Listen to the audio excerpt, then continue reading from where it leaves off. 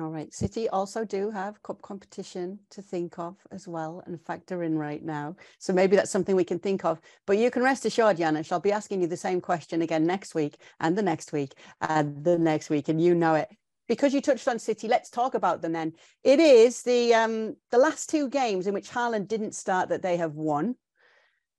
And we're going to get to that because it's something you brought up before. But it is very nice for Pep Guardiola to be able to rely, and I say rely as well, meaning it, on Julian Alvarez like he can. Yeah, I mean, what an excellent player. And you saw it in the game, kind of the differences between him and Haaland. And those differences are good because as much as I think that Manchester City are a better playing team without Haaland, you know, we're talking about Premier League and we're talking about Champions League. And as I said before, I'm not going to knock Haaland because how can you knock a player that scores 42 goals, right? I think I get that right, 28 in the Premier League. He may very well be the reason why the City team wins both competition. It's quite possible.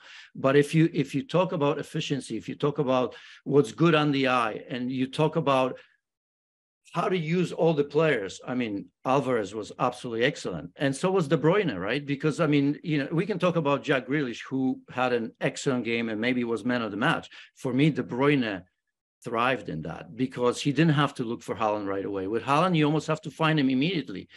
This Manchester City took Liverpool apart every which way, simply because with Alvarez, you always have that extra pass or two to open up an avenue towards the goal, right? I mean, with Haaland, that sometimes goes away. There are players there that don't look for Haaland to combine. And that fact sometimes causes Manchester City maybe to drop points and maybe to go away from their DNA a bit, right? Because these players are used to certain level of play. And with Haaland, you can't accomplish that. It doesn't mean that you can't win. And it doesn't make him a bad player because we just seen him scoring, you know, hat tricks, 5 goals in a game. He's absolutely excellent. So those two systems clash, but in the balance of it, it may be, you know, the best for Manchester City because he gives you a plan B. So he is still one of the biggest difference makers than Erling Haaland in this side.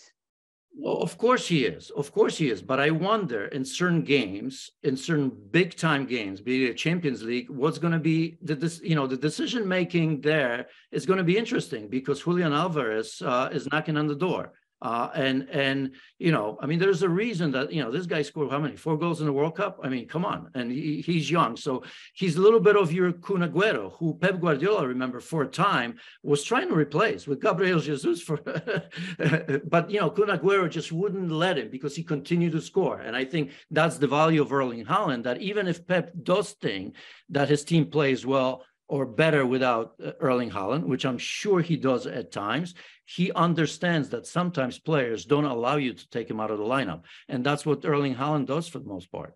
Let me pick you back up on Jack Grealish then, because you did mention him. That was his first goal of the season at the Etihad. But obviously we've heard Pep before saying that it's not goals that he needs from this player. It's not that he would say no to them, but that's not like the be all and end all for Jack Grealish. So often he's been criticised for not having enough of an impact or for not making a difference for this side. Did he silence some of those doubters in this clash?